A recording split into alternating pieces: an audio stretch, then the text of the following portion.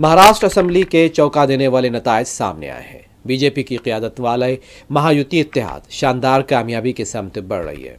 अब से कुछ देर पहले मौसूला रुझानात के मुताबिक महायुति में शामिल बीजेपी 124, शिंदे ग्रुप 56 नशिस्तों पर आगे और अजित पवार की एनसीपी 39 नशिस्तों पर आगे है।